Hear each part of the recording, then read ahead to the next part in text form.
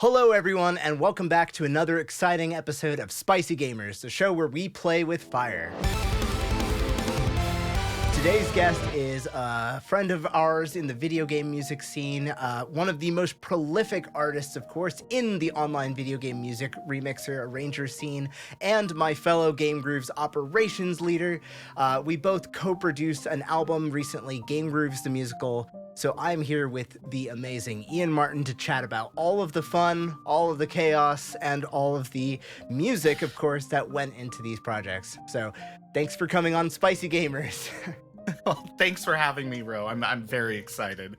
Now, what's really cool, of course, is we have chatted on the GameGrooves Uncovered podcast before, but we've also chit-chatted quite a lot about the love of foods, and especially the unique kind of like spicy peppers and the cool flavors that come from that. So one question out the bat, of course, is how do you kind of rank your spice tolerance, and like what would be maybe your favorite hot pepper? Ooh.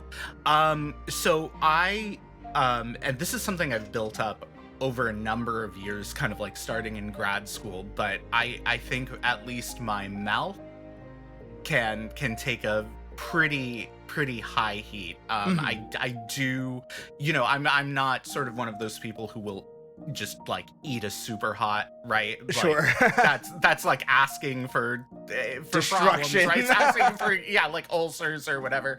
But I do enjoy like cutting them. I've like cut in 7 pots and Trinidad scorpions and stuff into other things like curry, soup, that kind of stuff, but not like just eating one. I have been looking forward to this specifically because I know you love not just like pure heat, but like the interesting kinds of peppers. I feel like in America we get serranos and jalapenos in a lot of food, especially thanks to like Southwestern and like Latin America influence. But yeah, 7 pots, one that I've only discovered through the sauces. So, okay, yeah. Today we've each basically assigned ourselves the task of assembling either hot sauces or even powders based on these from what we could find in our respective home areas. So we'll be sharing some of these as we knock out some really fun questions. My first round will be my classic timely hero. It's very green. It's made with serrano and jalapenos, fermented by me. So I'm going to start out. This is actually, this has a GameGrooves tie-in. So this is Melinda's Polynesian sauce. Ooh. And this is actually something that that Drew Gibson of GameGrooves turned me on to this brand. He was like, you have to get this like sampler pack.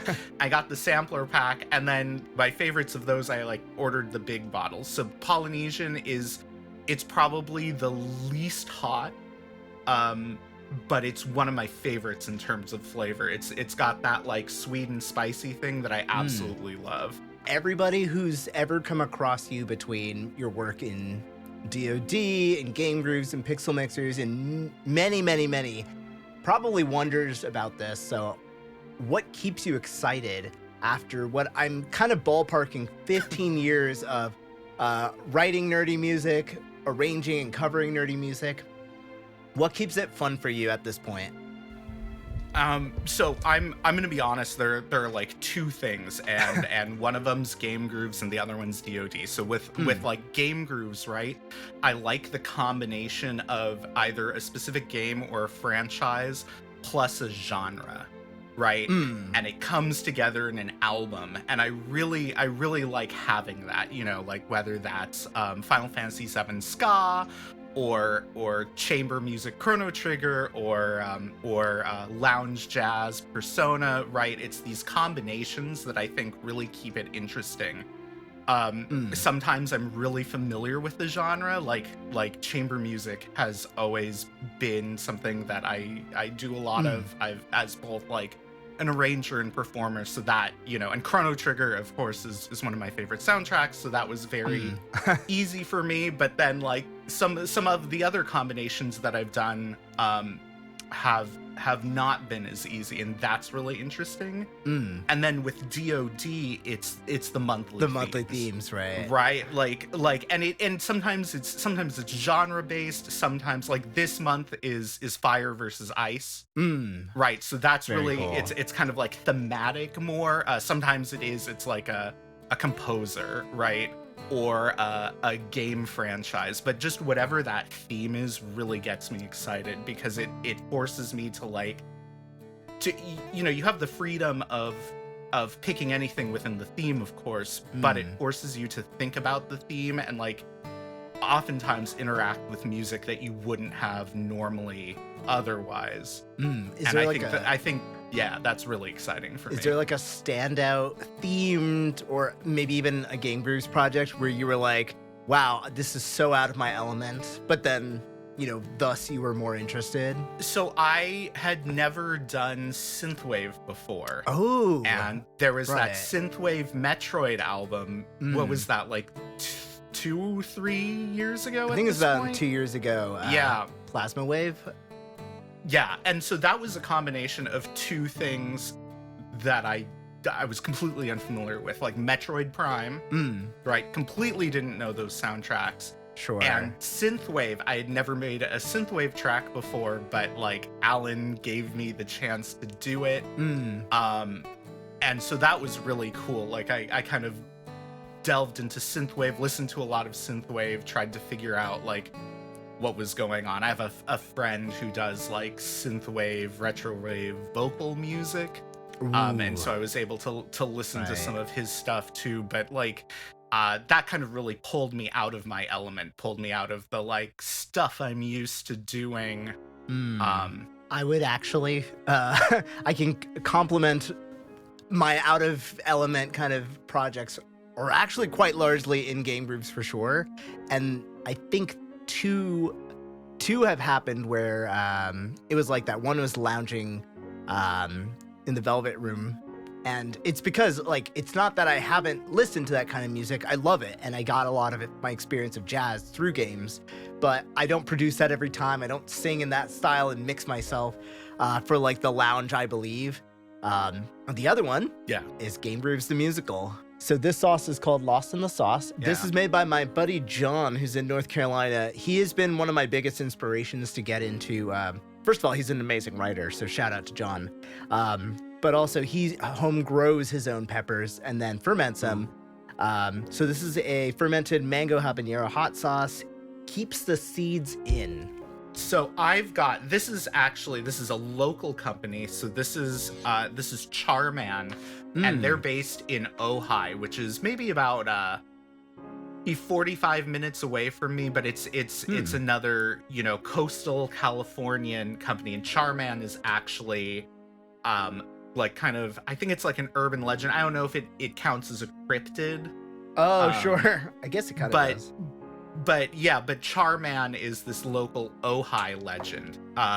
And so this sauce company does a lot of things. I'm actually out of my favorite one, which is the Fireberry, which is a super hot, but it's very sweet. So I forgot which super hot it might be the Trinidad Scorpion, but I'm not sure. But this, that's like my favorite sauce of theirs. But this one is the Caribbean one, which I think is very interesting. And I really like it's a very it's very yellow. Actually, a lot now that I look at it, besides the Polynesian ones, I have only yellow sauces. So interesting. You just grab it.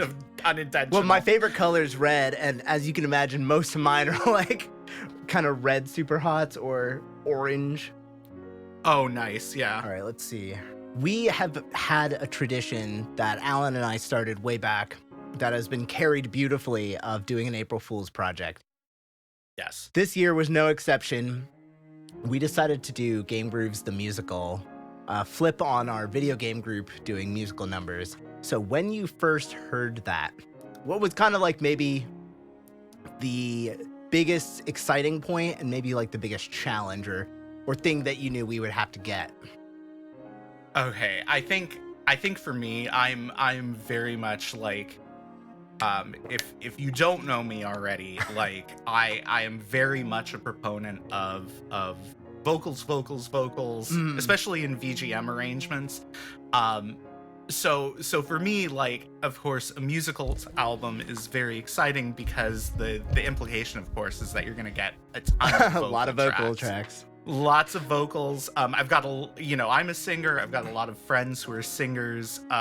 So that was kind of the most exciting part. And then the challenge, of course, is that you have all of these Broadway cast recordings and all of these live recordings of all of these super talented, super accomplished singers, and it's like, oh wow, like you're not like there's like this feeling of you're getting compared to Kristen Chenoweth to Kristen Chenoweth. Yeah, exactly. Kristen Chenoweth. Jonathan Graff and... So it's kind of a daunting thing. And also, like, for me, I think, and it was actually interesting. I was really excited by people like for example, you took Phantom and turned it into this like epic prog track, right? Or like Ursa did the chiptune, chiptune, Dear Evan Hansen, and I kind of going back, I wish I had leaned more into that sort of like genre swap realm, because I kind of played it very close to the original. I was just like, well, let's do a different type of, like, let's dial back the instruments. But I think it's, yeah. Do you think do you think the style of, musical Broadway, this kind of American form, made it almost harder to shift the genre because it's also maybe a more complex music form to begin with? I think certainly some, and again, this really, because Broadway musicals encompass such a large, not only time span, but also just different genres. So you get things like, like I did a Sweeney Todd arrangement, and Sweeney Todd is for full orchestra, right? Yeah, like exactly. Full Western orchestra, right? But then you get other things. You get like Rent, right? Like, and Rent is like a rock music, so you have rock instruments. So it's very. I feel like there's always going to be some level of challenge, and that's honestly why I really liked your track, because you took a musical, you took a fully orchestral musical, and then turned it into something that's very decidedly like rock and metal based, right? But you were able to take all of that, the complexities of those, and really dial it into, kind of more like a traditional rock setting, which I thought was really cool. Oh, thank you. It turned out fantastic. I think what's fun about GameGrooves as a whole is full of folks who will take the initial genre challenge, and this is a genre agnostic project of ours, so everyone got free range, which is cool. And some people will say like, hey, this was, inspired by chamber and symphonic, and I'm going to like largely keep it that way and then incorporate my changes through performance ideas or like little things. And then there's folks who kind of, like me, I don't know how to keep it in that style to begin with, to break it down into, string sections that are like very accurate. And so I only know how to do like a rock band setup and then like sort of synth strings, synth keys.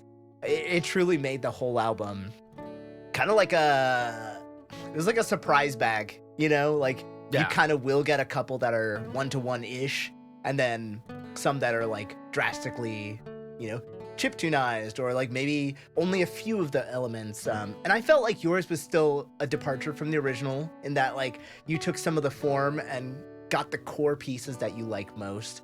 And it's driven more by, I think, your vocals, because you get to occupy more of that space. I'm speaking also because I got to mix it, so yeah. But very cool. Yeah. That leads me right into round 3. I am rocking my classic Red Sun. This one is fermented habanero and garam masala for like a kind of Indian-inspired and aromatic sort of flavor. This one smacks you pretty quick, but I don't think it stays forever. So I've got this Howler Monkey Amarillo, or Oh my God. Amarillo. Sorry, I've That's been listening to that no song. one's- Amarillo by morning, right? Amarillo, Texas. Amarillo by morning. And Ooh. I was like, what? What? But this is Howler Monkey. I don't actually remember how I got this, but I really like it. It's a yellow Scotch bonnet sauce. Ooh. Oh, I love Scotch bonnet. And this one I've had for a while. It says it's from Jacksonville Beach, Florida. But yeah, I don't remember where or how I got this one, but it's really good. It's not super hot, but the flavor is really good. And I think that's something like for me when I get hot sauces, that's something I kind of select for, is more like a flavor profile rather than like something that's just gonna, like I like really hot stuff. For like the I was talking about the Charman Faya Berry. That's like really hot, but I love the flavor. But I don't want to get something that's just hot. Like I'd rather have something that's mild, but like has a really interesting or unique flavor profile. So touching on Miss, of course, it's a really fun track. It feels kind of like a very large part of your vast musical palette, and I think the GameGrooves musical wouldn't have come together if we didn't have a team that loves musicals and also loves vocals. Right. Where do you feel like a lot of your vocal performance and musical chops come from? Do you feel like there was a moment in time where you were like, okay, this is actually what put me through the ringer to feel comfortable recording and arranging for voice, especially? Like just like for the musicals album, or just like in my past? I want to say in general. Oh, okay. Well, I my first instrument really was voice, was singing. I love singing. I've been singing my entire life. I've been in choirs. I did musicals all through grade school. Wow. On various levels, and I had a really, I guess I was put in a really lucky position in that the middle and high school that I went to had a really strong theater program. They had a theater conservatory that I was not a part of, but because of that, they were always putting on musicals that were directed by the same teachers who were doing the theater conservatory. Wow. But also I didn't want to I wasn't that interested in theater to stay like hours after school every day. And I mean, very serious, well-respected program, but also not for me, right? It was like too advanced or too serious for me, and my interest in it. But I always liked singing and arranging for choirs and for a cappella ensembles, or stuff. So that was something I was doing back in like middle and high school. We had an a cappella quintet, and I was doing some arranging. I was in the group, but I was also like doing some arranging for it. So I think that's really where I started. And then when I went into college, I got some experience actually writing like the music part of a musical. And then but then I just kind of dropped off for me until much more recently. I kind of rediscovered musicals a couple of years ago and realized I've always wanted, I guess in a weird way, I've always wanted to have more of like a rock voice, and my voice naturally isn't like that. But what I discovered when I rediscovered musicals is that my voice, and maybe this is like a natural thing, or maybe it's because of my prior training and experience, but I found that my voice was much more suited for that sort of music, especially like the kind of like the classical, like not classical. Do you feel like music, a technique but like sort of thing, or possibly, yeah. I think there's that era in musicals where there was a lot of crossover between like classical voice and musical theater. I'm talking much earlier, like like Rodgers and Hammerstein and stuff. Right. And so I think by kind of rediscovering these musicals like South Pacific and Oklahoma, and then sort of more modern composers like Sondheim who draw very heavily on that tradition, right? Like I realized that my voice was like more suited for that than it was for like indie rock. Well, right? what's beautiful, of course, now I feel like we're so lucky to hear a full range of voices put into any context, like Bruce Dickinson of Iron Maiden having like this bellowing and vibrato heavy style, or now we have like Tesseract, Contortionist, progressive metal bands, yes, shouting, but also the sweetest, smoothest sailing. And I feel like that's something maybe you get to explore now in the VGM space without that pressure. Yeah.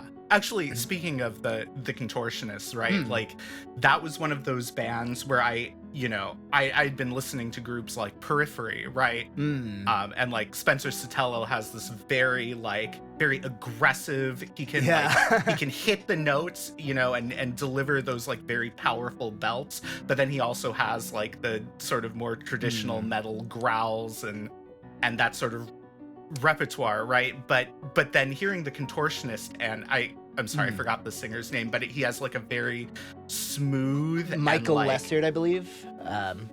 Editor, correct me.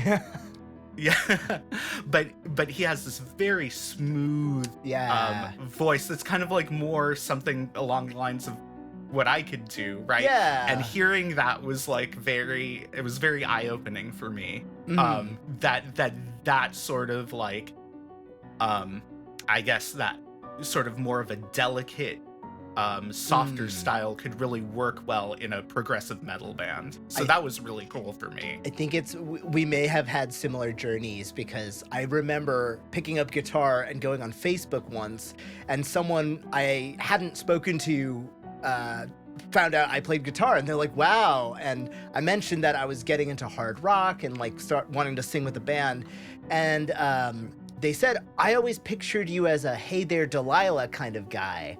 And I mean, obviously no offense to that song, it's obviously wonderfully catchy and everything, but it was like, I can't let someone else define my favorite kind of music. And with my cover of Music of the Night, I think I get to play both sides. I wanted to get the grit out during choruses, but I also do love this kind of like theatrical, like you feel like you're really there, and half of my face is in the light and the other is hidden. Like you get to play.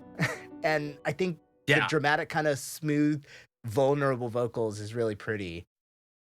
Okay. Yeah. I think that really came across in your video too. Oh, thank you. Like you look like you're having a lot of fun. You're like really enjoying playing the character. Right? You're not just like standing and singing a song, right? You're really getting into it. And that was really cool to see. Onima, it is a fermented habanero, I think with koji specifically, as the fermenting agent, and sherry. It is delicious. And it's kind of fruity. Have to... Oh, nice. And now especially that you say that about the fruitiness, I'm gonna have to order that. Yeah, any hot sauce that's also like fruity based instantly wins for me. I am a fruit sucker. Yeah. Same, exactly. All right, so this one is Humble House, Habanero, and Ají Amarillo. Ooh. I was looking, my partner and I grow a bunch of peppers, and we have several varieties of ají that we're growing. And so I was looking for sauces. Yes, it's yet another yellow sauce. But I found this on Amazon. So cool. Friend you didn't discover this in a local market. Local, it's from the internet. But it's really good. It became one of my favorite sauces. And again, it's that combination of spice and sweetness or fruitiness. Were you okay? Yeah. We have gotten to collaborate, cross work on a lot of projects, and we've even gotten to sing, I think, on quite a lot of choirs together and things. So we're no strangers to collaboration, but we did some things super new for GameGrooves, the musical. Of course, I got to write and co-compose with several people and collaborate with 20 plus people on GameGrooves' first original ensemble songs, Groove to the Game and Groove Out. when we floated the idea of writing original musicals all the way through to you actually having to sing them, what were your thoughts on that? And do you actually have a picture in your mind of what a video game musical could look like now that you've sung on two numbers? Yeah, this is a mildly loaded question, of course, but so I love writing music. I'm not great at writing lyrics, but I love writing songs. I love collaborating with lyricists like Darby Cupid, who's been on a number of releases with both of us. Is a fantastic lyricist, and I've collaborated with him several times in the past on original stuff for various projects. But I really like performing in original pieces. It's really a lot. It's like a very different thrill for me than like doing covers. Right? Covers are I love doing covers. Obviously, I wouldn't be here if I didn't. But like doing original songs, especially by people I know, like you, for example, right? Like it's like it's its own sort of thrill, right? You're the first person singing that, you know, like and it was really cool. Both of them came out fantastically. I had a great time on both of them. Oh, I'm glad. And I mean, you were part of like the early drafts and just the discussions of it all. So I feel like it must have been a really wild pitch. Maybe not out of the blue, but I'm curious what that perspective is, just because we hadn't done it before. I mean, I really like it. I think, and you know, for something like GameGrooves that's so focused on covers, it's you know, I'm not sure how much of that we can like shoehorn, although I've seen projects like the March Caprice releases always feature some original music, right, like inspired by Kingdom Hearts or in, you know, and I think that's really cool. But I would like to, I feel like there are a lot more people like me out there who do covers but also really like doing originals, whether it's performing on other people's originals or recording our own. You know, I would love to see more people and figure out more ways of incorporating originals into our releases, either like inspired by or just, you know, so I don't know what form it would take, but now one question I asked all of the artists as we've been doing our fun little marketing that probably deserves its own little corner in our episode here is if there was a real GameGrooves the musical and it's about video game characters maybe working on a musical, is there any character or like video game reference that you think would be really fun to see play out as a musical?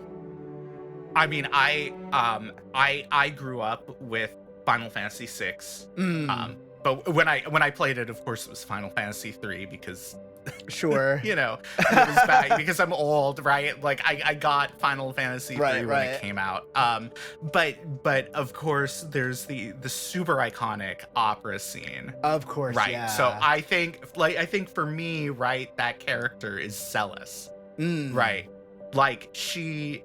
At least within the story of Final Fantasy VI, right? She is so good at what she does, either intentionally or unintentionally, that she's tricking this crowd of opera goers into believing that she is this, you know, this Maria, right?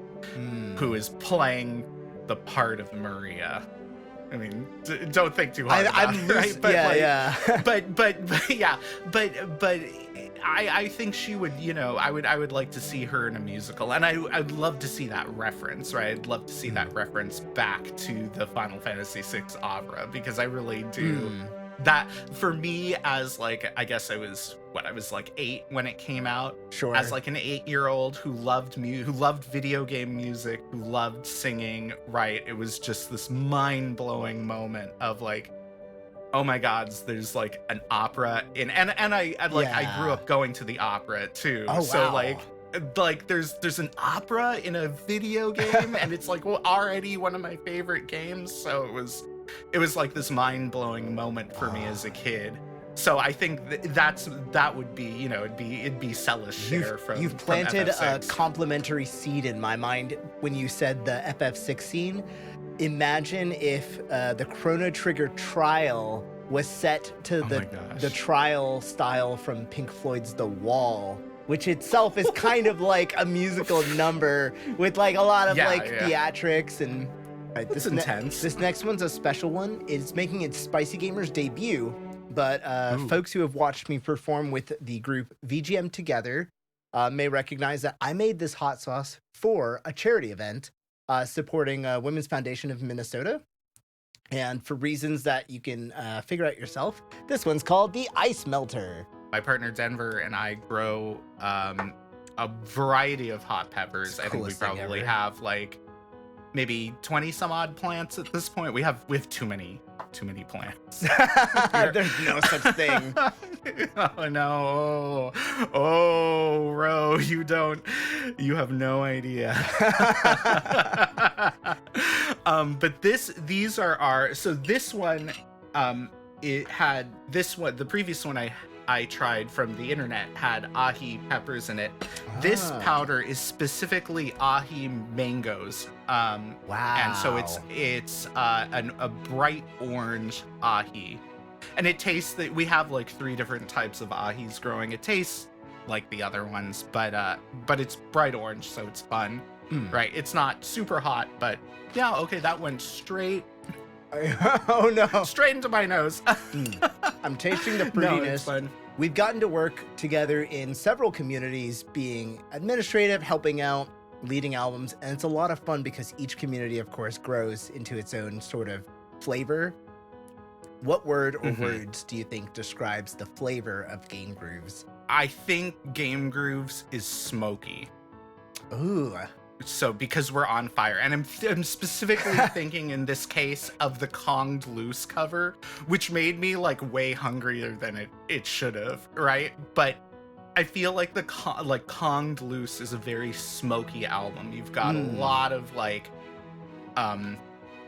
complex guitars, virtuosic guitar playing, and that's very smoky. But you can also think of other albums as very smoky as well in a different way. Like I'd say Chambers of Time is also very smoky. Yeah. In that it's like, it's all of these elements coming together, right? And we intentionally, like Vieron and I produced that album, and we intentionally kept it looser in terms of what is a chamber ensemble. But specifically like things that I think of as smoky, there is a 3 drum set arrangement that is easily one of my 65 favorite million ones. BC. I was so and it was so cool. It sounded amazing, and I was like, is this gonna be like super messy? Like, is this gonna be like really loud? It was artsy. It was smoky. Oh yeah. It was smoky. But yeah, I think GameGrooves really is smoky, because when you take a bunch of, like in the case of most of our albums, right, are taking the genre and mixing it with a franchise or a game, right? So kind of thinking of it from that angle, when you burn those things, the smoke is just an amalgamation of all of these elements, cross-pollinating, that were once separate. So that's why I'd say GameGrooves is smoky. So this is Red Flag's Black Eyed Susan. I really like this one because it has a cool like pirate-looking flag on it, but also it's made with muscadine grape juice. This is a blend of peppers. So as I said, we have like a ton of different pepper plants, and at the end we kind of just get not tired of trying to separate them, but we want to see what the blend is like. So this has some of everything. So we've grown. Oh, wow. Let's see. This probably has Pereira, Fatali. Definitely, Fatali is one of our favorite peppers. It's about a habanero heat, but I think it comes from Africa somewhere. Wow. I know that's like, Africa is huge, right? Like, so what is you gotta narrow it a little to the right climate. Yeah. Right, but they're yellow. They're shaped like habaneros, and they're about that heat. But the flavor, I think, the flavor profile is more interesting for me personally. And so of course all of these powders just turn into this sort of like generic red color. But yeah. Oh, there it Maybe goes. one of the super hots. Oh my god. Okay, Spicy this is gamers. the first one that's like really gotten me today. You've gotten a lot of experience, and a lot of people probably know you as this person who's pumping out a lot of really great covers recordings, but you have rocked the stage just as much in a bunch of formats.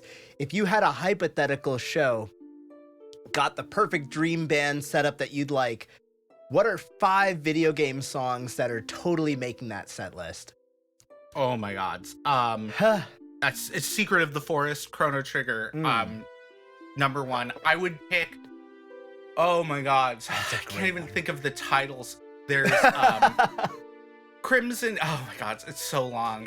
Eddie, why did you title it this? Crimson Wings spreading through the something. It's the ending theme from Chained Echoes by Eddie Martyn, and like this is one of my favorite video game soundtracks, Chained Echoes, hands down. But doing that as like a prog rock, I always thought that would sound really cool if I could convince John Anderson of Yes, formerly of Yes, I should say, to sing it. He's actually he's vaguely local to here. He lives like an hour and a half. You could pull it off up the coast. So I could, yeah, just hang out by him and like try to get him to sing on that. No, so yeah, Crimson Wings spreading through the whatever it's called, from Chained Echoes, Secret of the Forest, Chrono Trigger. Phantom Forest from FF6. Okay. And then definitely, oh my god, it's 2 Xanarkand, FF10. Any Xenogears or? Oh no. Bonds of Sea and Fire. Oh my god, it's from Xenogears. It's actually, I'm gonna take this back. I'm gonna swap out Phantom Forest from FF6 and replace it with Bonds of Sea and Fire from Xenogears, and then I think the final one would be like Home Sweet Home FF5. Ooh. Okay, and encore but there's I'll give but you then there's FF Tactics, I forgot. Ooh. But yeah, anyway, I love too many soundtracks. Most of them are Final Fantasy.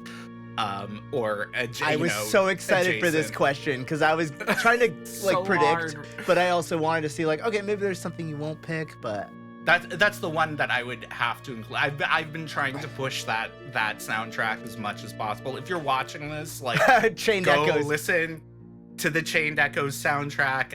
Eddie has a Bandcamp. It's like it's woefully underpriced for what you're getting. But just buy it and listen to it. It's so good. That soundtrack is like I was gonna say, where would you want this show but if you had like a dream venue? I don't know if that's my god, live at Budokan, Ian Martyn. Oh, that would be really cool. I would want to research a venue. So my grandfather's family, his parents came from a prefecture called Ishikawa, Of course. in Japan. Yeah. And I would like to research a venue. Kanazawa is the big city there, Of course, but yeah. like my family's from like maybe an hour and a half ish north of that, and I would love to like find a venue in that area, in the Hakui area. Wow. And find something, or in Hiroshima. So my grandmother's family is from Hiroshima, and so something there. And Hiroshima, I think, has way more options because like the city is now very big. Yes. You know, I think it's like top 10 large cities in Japan, I think. Incredible. You could do a tour. So it would probably be easier. Yeah, I could do a tour. Yeah, you can take I don't think there's not a Shinkansen line directly from Kanazawa to Hiroshima, but I think take the JR. You can go through like you take the JR, take your time, or just go to like Osaka and then transfer over, and go to Hiroshima that way. But no, I think it'd be cool to like to honor my grandparents like in that way. Now, of course, in true finale fashion, I am rocking the last Dab XXX experience. Before I start, Please. So this is the final powder. This is actually, it's not going to come up on the camera at all. This is actually a type of fatali called a Thor's Thunderbolt. And not only are the peppers like, they're like bright purple, and some of them are like have like white sections that make it kind of look like a lightning bolt, but the plant is this dark purple. It's really interesting, and the flavor is fantastic. But it is the company, the nursery that I order these plants from has now started classifying this as a super hot, and I don't know if I agree with that. It's not like, you know, the 1 million+ Scoville territory yet, but it's like, it's serious. With 2 minutes on the clock for our final lightning round, Ian, your job is to name as many musicals, stage adaptations as possible. In 2 minutes, go. Okay. So we've got South Pacific, Oklahoma, My Pal Joey, Woo. Anything Goes, The Gay Divorcee. Woo! You're doing great. Oh my God. Merrily We Roll Along, My Fair Lady, Sweeney Todd, Into the Woods, A Little Night Music. Wow. That's 10. Oh God, it's so hot. Little Night Music. Oh no, I said that. A Sunday in the Park with George, Assassins, Wow. Rent, Tick Tick Boom, Dear Evan Hansen, All right. Phantom of the Opera, not Speed. Why did I think Speed? With Keanu Reeves. Porgy and Bess. Why not? Oh God. I can't think. Wicked. GameGrooves the musical. That counts. That's all I got. Chicago. Yeah. Cabaret. 20. Carousel. Funny Thing Happened on the Way of Forum. Wow. Okay, I'm drinking. That's 23. Wow. 20 seconds to go. Oh, 20 seconds to go. Gypsy, Kismet. Did you say Kiss Me, Kate? Kismet, but also Kiss Me, Kate. Oh, there you go. I got it. There's one more. Thank you. 26. This is and time. Incredible. That is the highest number of anything someone has listed in Spicy Gamers history, while claiming victory and clearly cracking a very specific niche record on Spicy Gamers, and now cradled in the comfort of the deliciousness that is yogurt. We are at the end of Spicy Gamers, and in many ways, kind of at the end of GameGrooves the musical. This was a really interesting, challenging, but overall, like, very meaningful project. Not just the originality, but to get to work together on something that's so vocal-centric.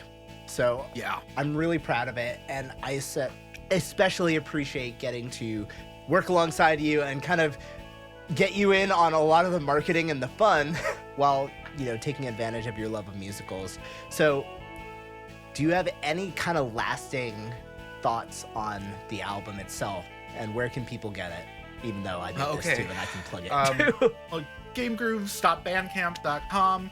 It's also on all of the streaming services, so you can search for GameGrooves, the musical. Listen to it, buy it on Bandcamp, and then stream it. It'll be nice twice that way. But yeah, GameGrooves musical. It was a lot of fun. My hope for the future, of course, is GameGrooves musical 2. It was really a lot of fun. I'm looking forward to figuring out more ways of just getting it out there, right? And getting it in front of people who maybe are not familiar with GameGrooves, are not familiar with the VGM community in general. Because I feel like there are a lot of people who would be very excited about this. So I think it's a really cool bridge, like you said, and I hope people who love musicals and maybe also have a love of games can see the hybrid, and then people from respective scenes get excited. Go see what your local theater is playing, or if you have some friends who like musicals, maybe you can tag along next time, and vice versa. Community theater is a great place to experience musical theater, and see people who are doing it for the love of being in theater. So definitely, and there's so much community theater out there no matter where you live, so you don't have to fly to New York to see to see a good musical. Perfect. Oh, Thank yeah. you, everyone, for watching Spicy Gamers. We can't wait for the next one, and we have so many great episodes for you to check out. So check them out in our playlist, and we'll see you next time.